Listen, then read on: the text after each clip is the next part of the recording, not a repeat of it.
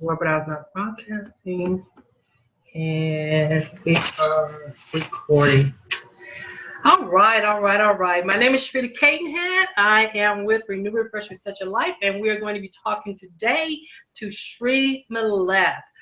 Dr. Meleth, you might hear me call her Dr. Meleth as we interview. I'm sure she's told me over time or two to call her Sree, but it's just a habit that I can't break. Been calling her that for some 11 or 12 years now. But so, Dr. Meleth, see there, told you. Sree Meleth is a transformational personal coach, blogger, and motivational speaker. She believes that we cannot step into our highest and best expression of ourselves if we allow the critic inside us to constantly berate us and our circumstances. We have to learn to gain control over our inner critic in order to move forward, learning to love ourselves, holding ourselves with compassion, and being satisfied with where we are on our journey to our best life is an important first step to living your best life. She uses a combination of evidence-based mind-body techniques to help her clients drop the questions of value and worth to step into the life that they are meant to live. And today we're going to be talking about money as a marker of self-worth. Is that correct? Dr. Love. I'm just going to call you Dr. Love, Yeah. okay? I'm just going to skip the whole street thing, okay? Yeah, I'm just going Yeah, to do it. it's a title I earned the hard way. That's right, and I'm going to be unapologetic about it. No So apology. when you reached out to me about interviewing, and we were talking about what we were going to be discussing today, and of course the topic is money as a marker of self-worth.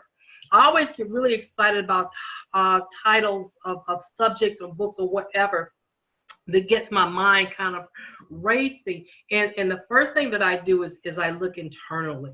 And is that how I view money? In my life, is money a marker as my self-worth?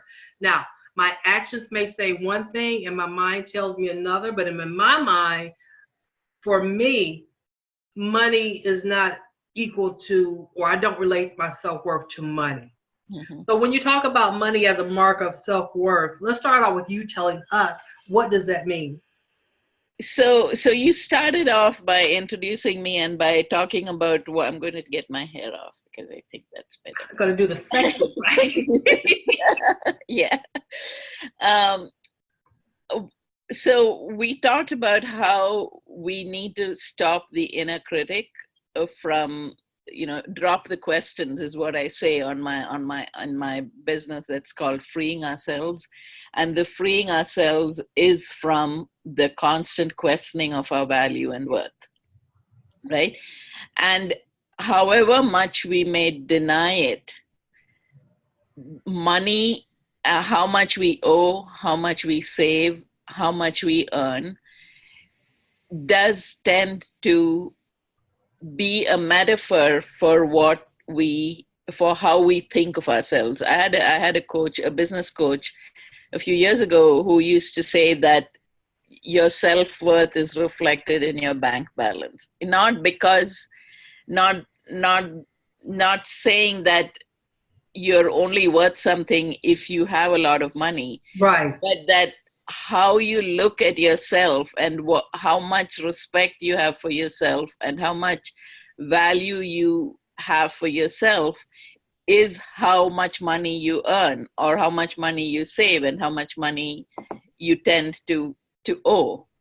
So money does tend to be a metaphor for many other things in our life. So how we deal with money is often the same way that we deal with relationships in our life, how we deal with how we are at work, whether we are giving ourselves, whether we are working with integrity or not, whether we are in integrity really is reflected in our money story, what I call our money story. Because and the money story is something that we write really early in life. Okay, so By it's putting into practice how we feel about money. Is that what that no, means? no, no. So everything about how much we. So, for example, if suppose you had a business, right? And talk about coaching. So if you're a coach, and if you want to charge people a certain amount of money, so you say you want to charge people, you know of other coaches who charge people $500, $600, $700 a month for coaching. And but there's this question in your mind, you might have judged those coaches. You may have thought about, do I really have anything worth giving that is worth $700 a month? Or you may be an accountant who works for other people and does their taxes and stuff, and you are hesitant to charge the same as what the market rate is, because you don't think that you have the letters behind your name, or there are all kinds of ways in which we tie what we charge to what we feel about ourselves. So if you had a real sense of how worthy you are, if you built that up, you would know that you are. What I say is that you are an expression of the divine, right? So there is no way in which you're diminished in comparison to another, because we are all expressions of the divine. But what happens a lot is that we don't allow ourselves the recognition of that, and we don't acknowledge all of the skills that we have, especially women. Women tend to dismiss and kind of diminish things that we do, because that's what we've been taught to do all our lives. And so that's why when we grow up and we are in the market, it's a very well researched thing about how women don't negotiate as much as men do when they're negotiating for their salaries or their benefits, because there's always this hesitancy in us about, am I really worth that much? So there is a way in which the way we deal with money is the way we deal with almost everything else in it. And you can say that about anything. You can say that the way you are in a relationship is the way you are in any relationship, right? In a relationship with your job, in a relationship with your partner, in a relationship in your business partnerships. So you can take one aspect of your life and work on it and see the results spread out into other aspects of it. And because money is such a tangible thing, it's easy to work with money, to delve deep into the stories we have about our value and worth. So the way money becomes a marker of your self-worth is because there is a really, you can actually draw a line between where your self-worth is and where your relationship with money is. Well, one of the questions, as you were talking, I was thinking of a question, and then you hit on it, that particularly women, but not honing in on women, is the way that we're taught. So this stands for men also. But not across the board, because some people are raised or taught in a way that should build up or lift up or bring more value, or the way that they view their lives. So in cases where they aren't taught, is it just innate for someone to feel that lack of worth? Is it an ache? Is it just in them not to feel their own value? And it's a result of messages that you get. So I'm in the process of, I've almost completed my my coaching certification as a tapping into wealth coach, where we use the emotional freedom techniques and visualization and meditations to really delve deep into questions about our relationship with money. Okay. Right? So when I first started working on, so in order to do that, you have to do the work on yourself. So when I first started working on the money map, so we talk about 5 types of money. There's the money you save, the money in your savings account, which is often a reflection of how safe you feel in the world. Okay. There's the money you owe, which is often a reflection of stories and energy that you're still carrying around with you that is about betrayal. Um, the, and it doesn't have to be betrayal about money. It could be betrayal in other ways. Okay. The income you earn is a direct reflection of what you think you're worth. By in the way you charge, in the way you present yourself in interviews. Your money goals, your income goals are a reflection. Whether you reach them or not is a very potent. It's very clearly connected to your early money paradigm, your family's money paradigm. We call it it's what your family grew up understanding about money and what they thought people like us will earn, you know. So there's a sense of those kinds of, so if for example, one of the exercises we do there is we say, we take the client I take the client through building up an income goal, right? So we say, okay, this is your income right now. What would you do if you had $1,000 more? How would that change your life? And we go, and typically we sort of double their income. And we say, you're earning this doing something you really love. You're not killing yourself working. So you're working 20 hours, 30 hours a week, but you're earning twice the money that you're earning right now. You've got good savings, and we take them in a visualization to their childhood home where their parents are, and also often their siblings. It's also very informative to bring siblings in. And we take them through an exercise where they're telling their parents, this is what I'm earning now. And I only work so many hours a week, and I'm really happy, and I'm doing something I really love. 9 out of 10 times, the person who's saying that feels as if they have stepped out of their family paradigm. Is that right?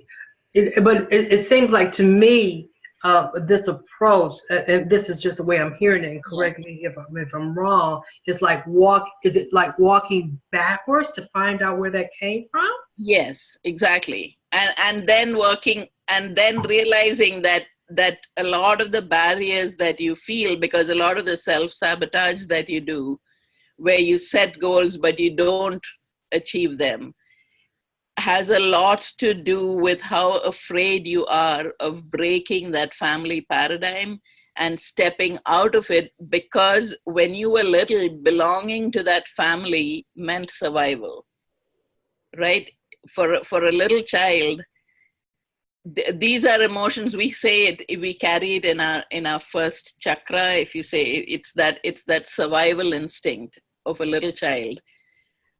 And even though it's not logical, it's not that you can take people through kind of cognitive processes and make them understand that what you're thinking is not logical, because it's a very primal fear of stepping out of what you grew up with, and the fear that stepping out of that means you're leaving your tribe behind, and therefore you don't. Therefore, although consciously you are setting up all these goals and setting out, really ambitious things that you want to do in life, because there is, for most of us, there is this small voice inside us that tells us that we are meant for bigger things, right? Most of us are living smaller lives than we know we should be.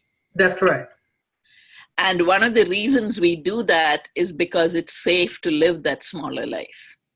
Because there is this big fear about what will happen if I step out of it. Well, let me ask you this in the middle of that. So Yeah. there's this fear of what will happen if you step out of it. There's this fear of the unknown, and there's this fear of moving beyond the family tribe. So let's talk about moving beyond the family tribe, because two things come to mind. Number one, moving beyond the family tribe means that gives an opportunity to reach back and pull them up. And also, and this just occurred to me while you were talking, moving beyond the family tribe, is there any concern about resentment or moving to a stage where that tribe is thinking that you're better than they are, Yes. and then Yeah. they become, Yeah, exactly. more aware of their own lack? Exactly. And there is that fear. And for a lot of them, we say that there are two ways in which this manifests. One is loyalty to your tribe, right? So in one way, you don't want them to feel resentful. You don't want them to feel that you have become better than them. You are so afraid of hurting them that that's how a lot many people go through this what we call build bust cycle. Like you earn a lot of money and then something happens and you lose all of it. Then you earn a lot of money, and that's because that's your threshold at which you feel comfortable. Is that right? Because that's your tribe's threshold. So when you just trying to step beyond that is so uncomfortable that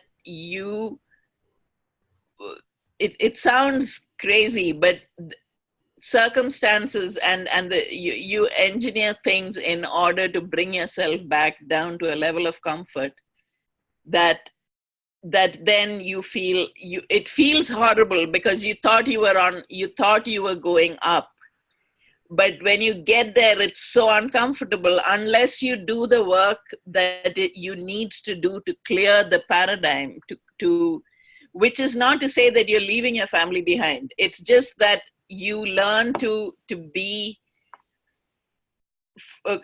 an independent person. Free yourself. Separate, yeah. Free yourself from this fear, and then you do your work, and your tribe can choose either to ostracize you or to come with or to follow you. But because of the work that you have done, you will be able to the goal is to be able to hold them in love without succumbing to their pressure, whether they choose to come with you or not. Right. That is their choice. That is not something that you impose on them. You live your life. You do your work. You move forward. And hopefully they see that and want to know about it. Hopefully? Yeah. Really, hopefully. Yeah. Otherwise, they don't. But even so, you can still, you love yourself enough at that point in order to be able to say, I understand the pain you're in. Not necessarily overtly, but I love myself enough now that I have to move in this way. And God bless you, but I cannot stay in this paradigm anymore because And who can't understand that? I mean, who can't really understand that despite, their vocal objections to it, their actions seemingly being objected to? Who cannot understand a person wanting to be better and do better?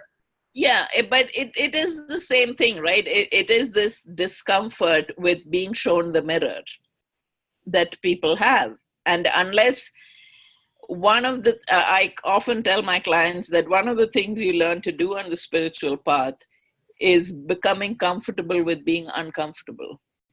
It's very uncomfortable to feel your family's wrath, to feel your family's criticism, to feel that they feel that you have in some way, in quotes, betrayed them, because you're no longer in that, willing to live in that paradigm that limits what you can do in this world. So the point is that it is possible for everyone to, first of all, understand what this is. Not to go back and wallow in it and say, oh, poor, Right. see what happened to me, but to get real clarity on what it is that has been working in your life to keep you where you are, and do the mind body work. Because the other thing about it is these memories that we have and these fears that we have are work physiologically on us as well. So what happens when this almost involuntary memory comes up, or involuntary fear comes up, is that we are in the stress response. We are. We We are are. in a fight or flight response. So we then are, our energy is all somewhere in our head. We are not embodied. We are not able to think clearly. So every time we look at our bank balance, or we look at our credit card balance, or we look at our savings account, we get this rush of stress energy, and the Stress. cortisol rises, your heart starts beating faster, your chest gets tight. All of these physiological things happen that do not allow you to think clearly enough to strategize. And what do you do? So what you do is you use techniques like emotional freedom technique, which is a solid evidence base around it, to help you. First of all, it's sort of like exposure therapy in psychology, where you actually face the fear, and you use the tapping technique to reduce your stress level, and you begin to disconnect stress from the memory. You then, I'll give you an example.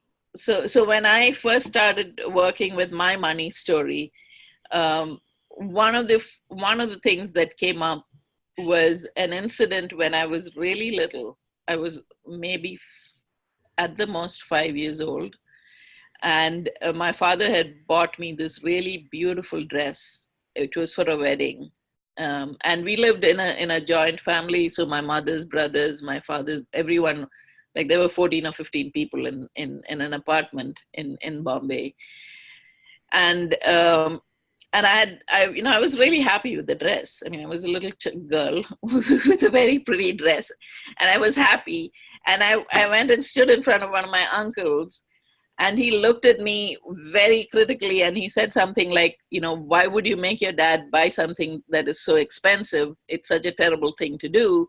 Oh. And that, it completely crushed me, right? I remember feeling guilty. I remember feeling that not worthy of it. You're not worthy of it. And when I started working on my money story, so whatever memory comes up is what God wants you to work with, right? Right.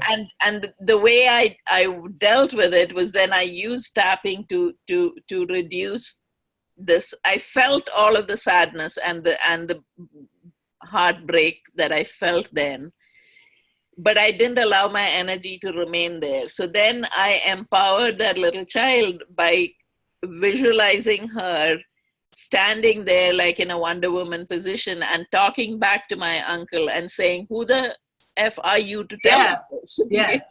This is my father's money. Right. It's my father who's buying it for me. And the interesting thing to note there is that this idea that I don't deserve my father's money has dogged me throughout my life. It has affected stuff with, in my marriage, in how I deal with money with my kids, in everything, because there was this sense that somehow it's wrong to want things from your father. You know? Well, let me chime in right Yeah. there, because a couple of things. So you carry this with you, and what comes to mind to me is you carry this with you.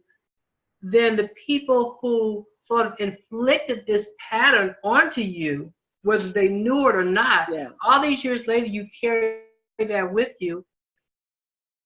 And a lot of times, I can think of a number of situations where not necessarily money, but somebody imposes something on you, and you carry it with you, and people don't even remember it Yeah. that they did that to you.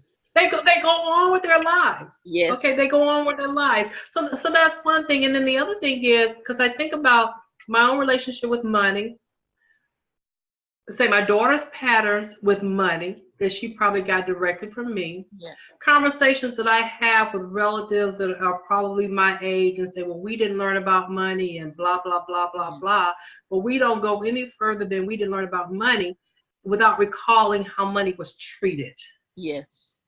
Yeah. So now I'm thinking, uh, like your dad, in our household, when we were little, my Yeah. parents always bought the best stuff. Yeah. Bought the best stuff. They still do. I'm the only one that doesn't. They buy quality everything. I just need a pair of shoes, okay? I need a pair of jeans. I need a dress. I don't care where it comes from, So Yeah. I'm the only one like that. So what do you think about that difference, let's say, between me and my family, where they buy the best of everything? They buy quality everything. And me, on the other Yeah. hand, I just, hey, I need a pair of and pants. and so it depends. So if we were to go, so I talked about the loyalty pledge, right? About being loyal to, and I don't know if this is true, but the other part of it is fighting. So if you grew up saying that I am never going to be like my mother, or I'm never going to be like my father, right? And in the way that they spent the money, or in the way that they dealt with money, or even other things, like whether it's whatever. But lots of us have said, I'm never going to be a mother like my mother, or I'm never going to be a Don't mother. we all say that? Uh, Doesn't everybody say that? so just I didn't, but my relationship with my mom was something really special. Um but so if we do that, there is a certain, and we would have to do the work and do the visualization and stuff like that, in order to know exactly what it is that makes you different from them, and and whether it is in fact stopping you from getting to where you want to go, right? And so if so so that's the biggest message I want people to hear from our conversation today, is that there are memories, there are experiences that we carry unknowingly, and there is energy associated with those experiences that unconsciously tell us how we behave. And one of the ways, one of the places in which that can be seen very clearly, it's easy to work with, is working through money. Working So through when money. you work through money, like I said before, because it's so tangible, and it's such a great metaphor for how we do everything else in our life. How you do one thing is how you do everything, people say, right? And so if we are able to get into a person's psyche with money and help clear that out, and do the reprogramming, like the kind of reprogramming that I did for myself. And then there's also ways in which I use guided meditations. For example, when this little child that I was at that time needed to be heard and consoled and healed. And so we go back, we have conversations with that energy of ours, and find out how best to heal that little child, and do the things that she asks us to do. And so we begin to sort of heal ourselves from the inside out. And I have several kind of versions of me at different parts in my life, and the ways in which I was hurt, and the loyalty pledges that I've been carrying, and that I've been doing the work healing, and it's showing up in my life, right? In the way, because as the way I present myself in the world changes, the way the world receives me changes.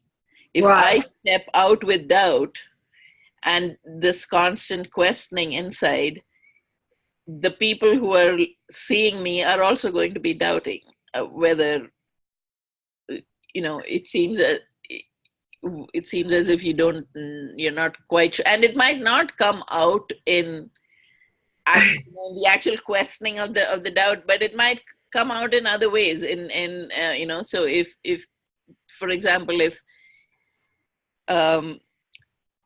I'm in a work situation and I know that I can do a good job in something, and I feel that I'm constantly being not given the opportunity and other people are getting the opportunity, one thing to look at is how often am I questioning my own ability? Right. And because that whatever words you say, however much you might pump yourself up to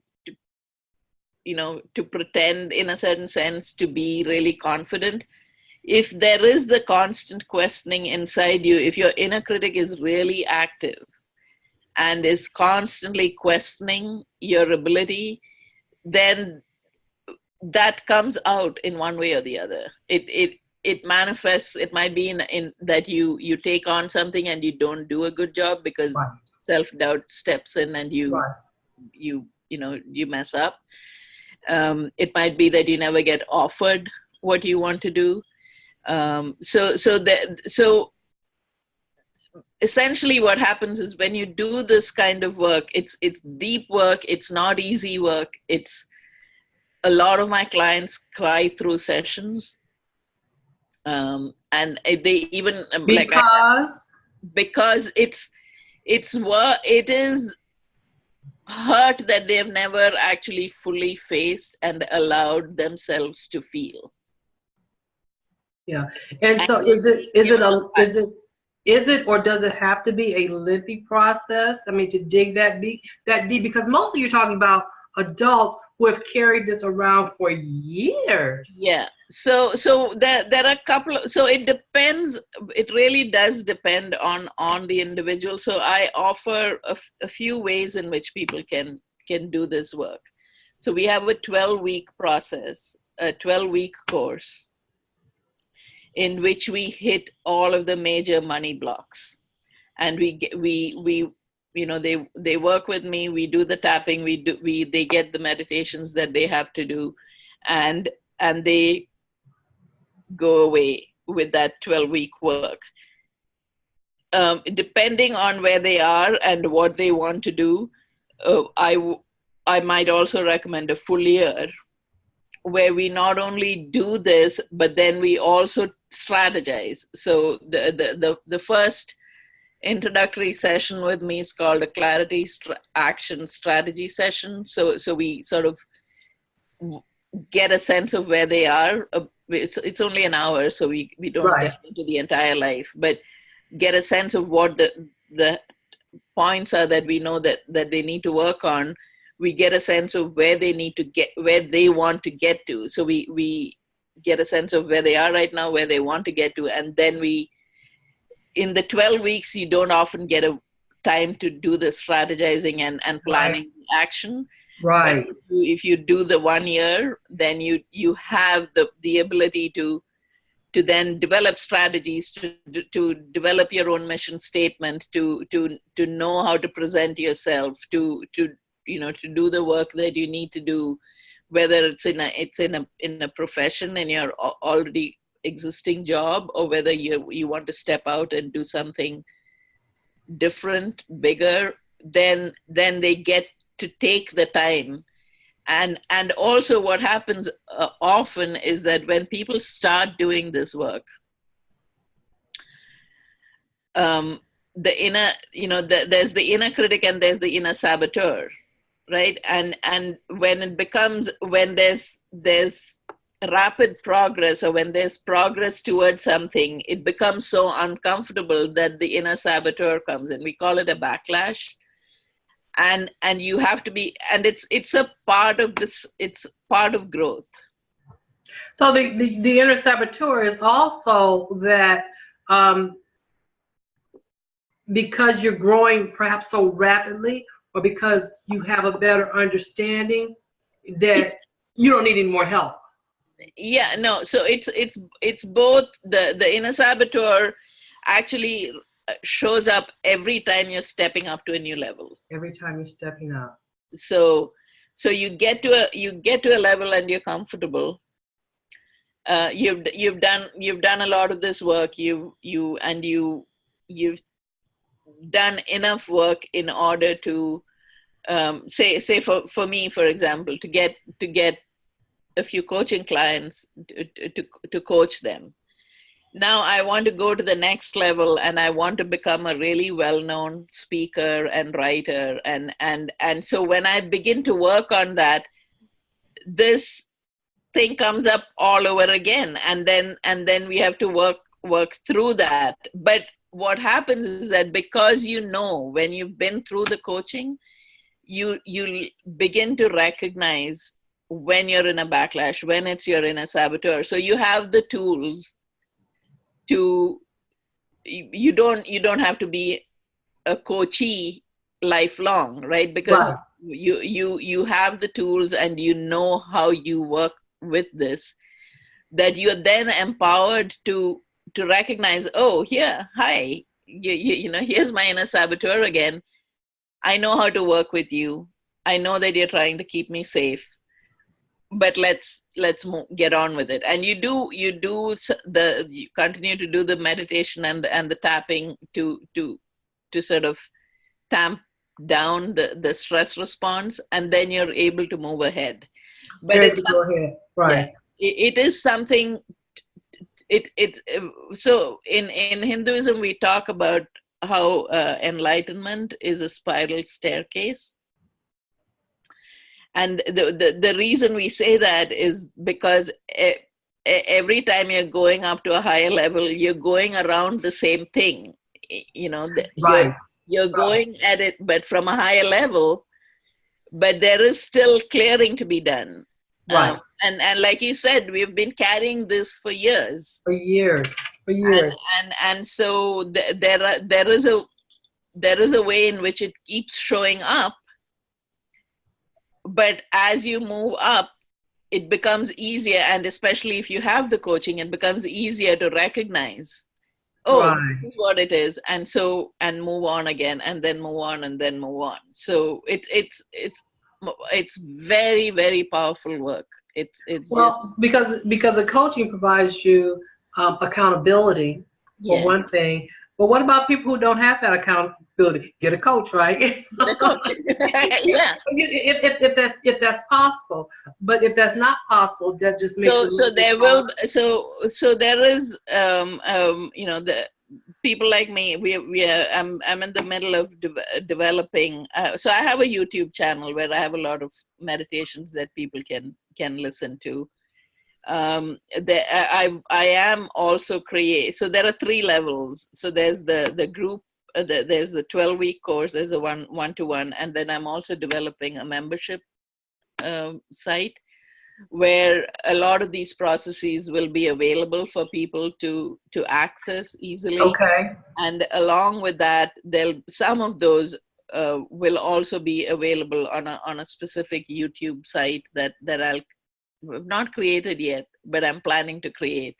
Okay. That have these processes. So there'll be multiple ways, and there is a reason to ask people to put down some money, right? Because your commitment to change, again, money is a reflection of a lot of how you do things. So if you say, oh, I don't have the money to do that, I know that all of this is true and I want to change, but I don't, but this is not a priority.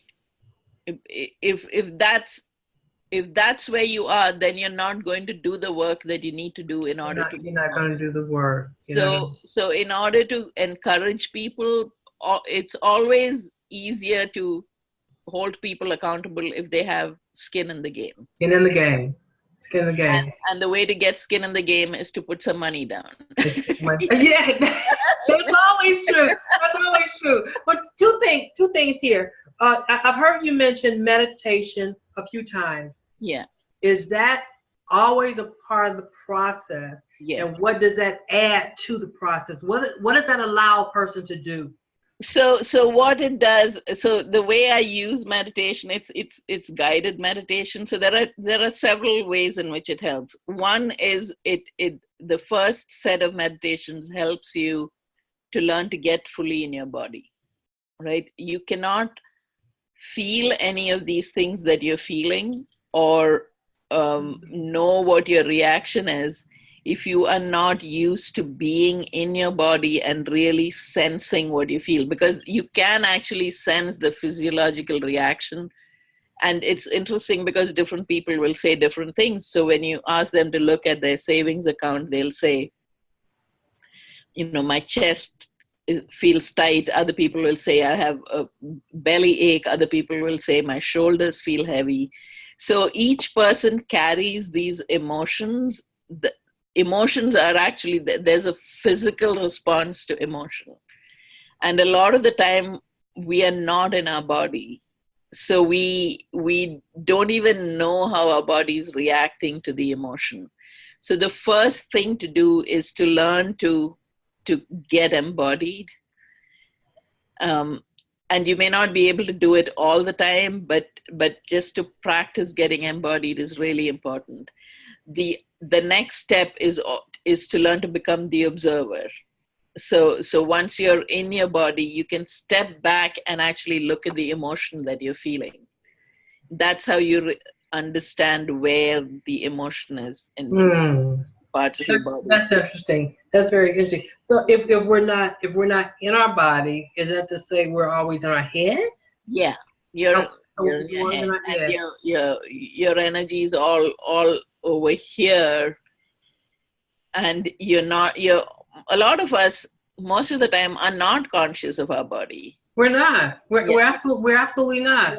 Yeah. But as someone who thinks, around the clock, I understand.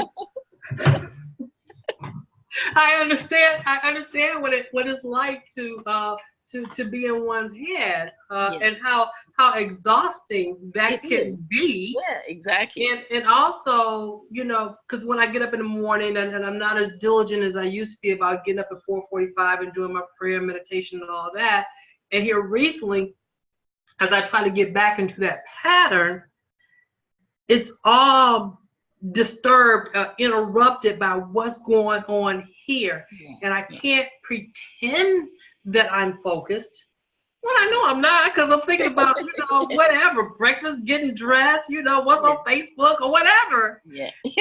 So it's a hard thing to do. It's a hard thing to do, and it's not possible to do all the time. But the more you practice, the better you get at it.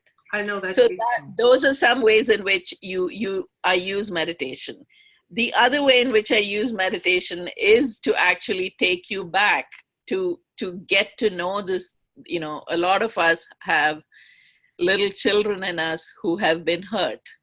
The little child in you, or it could be the young woman that you were for people of our age, who were broken in some way or the other.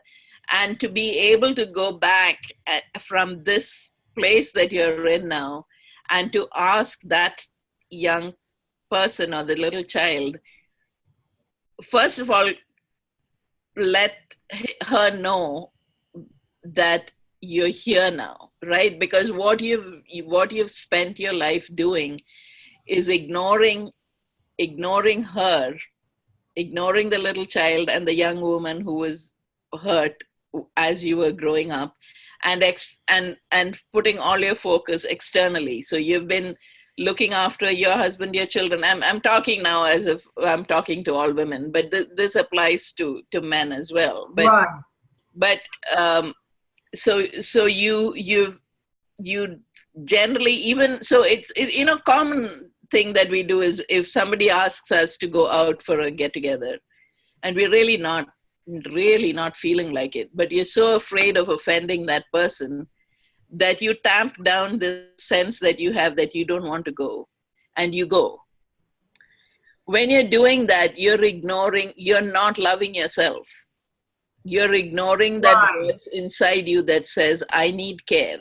Right. I need to be taken care of. And you've been doing that to this little hurt child throughout your life. Right. And so when you use meditation to actually go back to that place where she was hurt, and really hold her from your stance today, and say that, a lot of people have felt that they never actually had a mother who supported them, or a father who supported them. So if you were able to go back and say, they did what they could, and I understand that you didn't get the love or the attention you needed, but I am here now. I am here to take care of you. And let's talk, and let's see what would make you feel healed.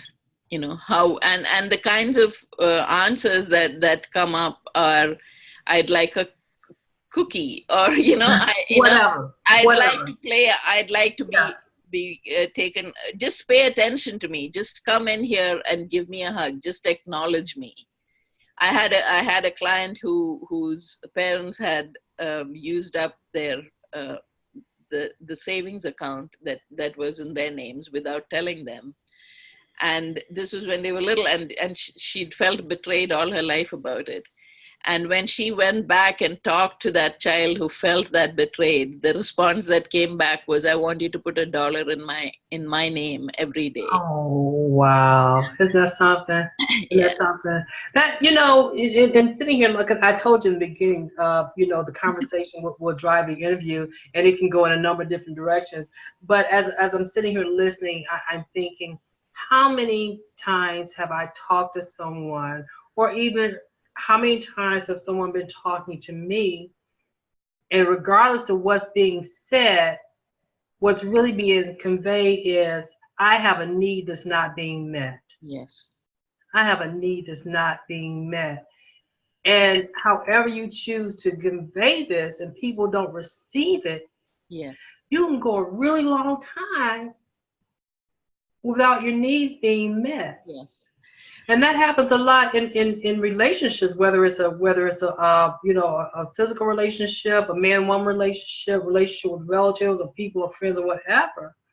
But the point there, the thing there is that unless you learn to fulfill your own needs, unless you turn around and be the person for you who fulfills your needs, it will not be reflected back. That's correct.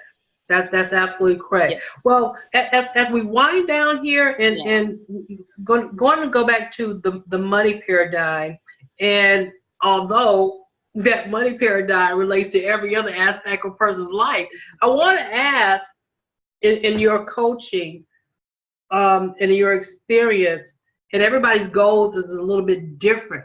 Yes. But I'm thinking, as we've been talking, there are two primary goals. One is either peace or one is comfort.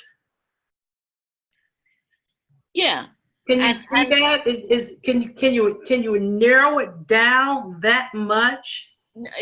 Yeah. So how do you get peace? Peace and comfort are kind of the same thing, right? It's kind of being satisfied with your life, getting that a deep level of contentment is what our goal is. And one of the ways we do that is by doing this work. which so that's what I said in the beginning. The reason we're using money is that it is an easy vehicle to go in and delve into the hurt that we have carried for a long time. And when we learn to heal that, what results is a peace, and what results is a knowledge that there is a plan. You remember the word that I wrote in the one word author. Oh, yeah, yeah, yeah. And it is what this work helps you to do is to begin to build up that trust in life. In life, To yeah. understand that life, even though all of this happened, even though you were hurt in all of these ways, life, God, however whatever term you feel comfortable using, is now presenting to you a way for you to move through that and come on the other side, because you have a greater mission in life. Right. Because that little voice inside you that's telling you that you have bigger things to do is the truth. And the way to get there, to do that mission in your life, is by having gone through this hurt and healed it, so that you can be the light for other people in the world. Yeah, right. Well, I'll tell you what. I hadn't anticipated that at the end of this call, I'd be one here to think about me and start digging backwards. But I'm glad we're talking about it, because I probably need to.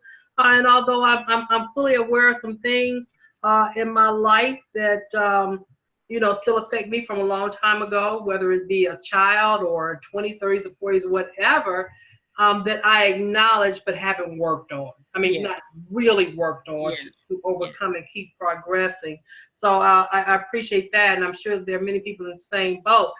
Also, with regard to ways that you convey messages and people pick up on how you really feel about yourself. Of course, now you do that to me on Facebook all the time. I'll pick yourself up. There you go again, Sreelatha. Putting yourself down. Okay.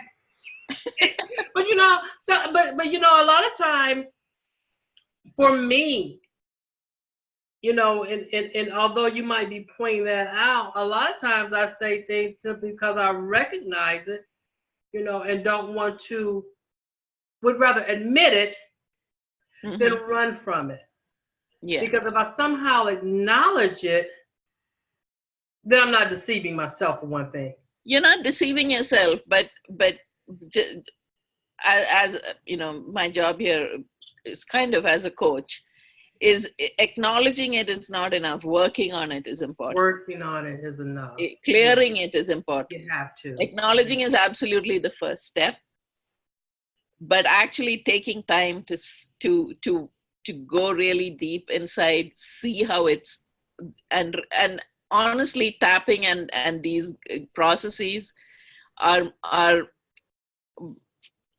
I would say miraculous. I'm not saying that you do them and then you're a millionaire the next day. Right. No, that's not. But there is a lot of clearing and a lot of peace and clarity that people get, and get clear on what their next steps are, what their next action is. Like one of my clients said that she's actually a fairly successful actress in New York, and she said that after working with me, she's the kind of peace and serenity that she feels she has never felt before in her life. And this is a person who has done a lot of work, been through therapy and done a lot of other work on herself.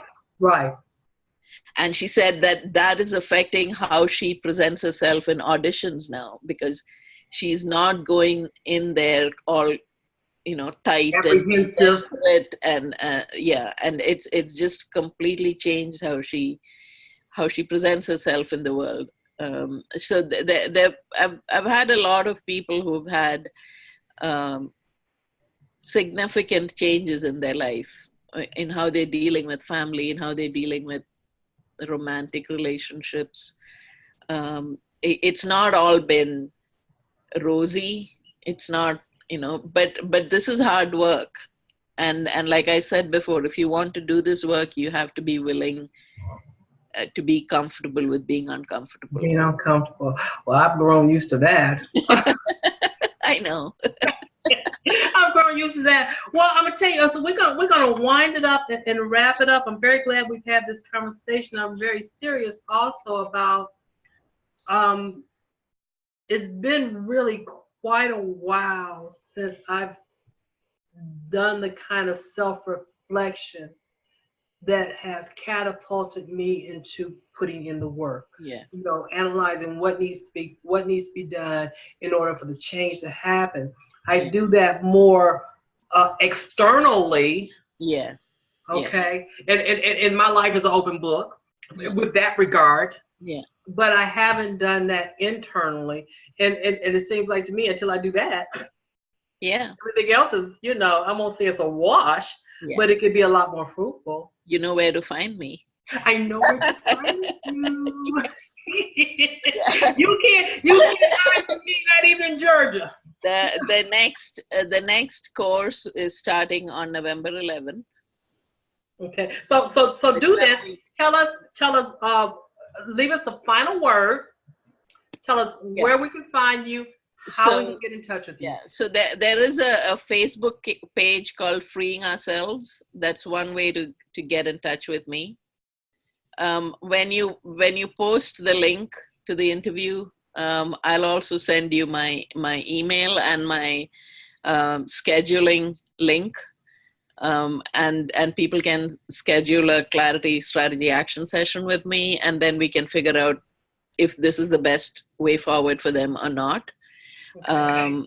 So the next 3-month session will start November 11th. I'll just tell you, the cost of that is $1,111 for the 3 months. Okay. So a 3-month payment will, and this sounds crazy, but it's $370 a month. It's sort of $1 less than the 1111. Right. And so if this has touched you in any way, and if this has rings, anything about this seems true to anybody who's listening, I would say that you at least owe it yourself to set up a free call, a free strategy session, so that we can explore it a little bit more and see what will go on. Now, I have to say that next week I go to India for 4 weeks. So don't call it next week. So but I'll adjust my scheduler so that people know when I'm available. I'm available till next Sunday, and then I'll be away, and then I'll be back October 26th. Okay. But honestly, if this is striking a chord, then that means this is work you need to do. Okay. And happy to help. All right. Well, you can't get better than free for consultation. Yes. Doesn't cost anybody anything for that consultation. Ditch the fear, ditch the insecurity, ditch the feeling that you may be judged or anything, because you can't get beyond where you are if you don't at least start or reach out to someone. So I want to thank you, Dr. Meleth, for being here. Thank you for your insight. Thank you for sharing your experience with us, talking about the money paradigm and how that relates to life. We're going to wrap this session up. I will post the video when it's ready. Dr. Meleth, I think I've got that link in the email, but if you'll send it to me, I'll definitely share it on Facebook.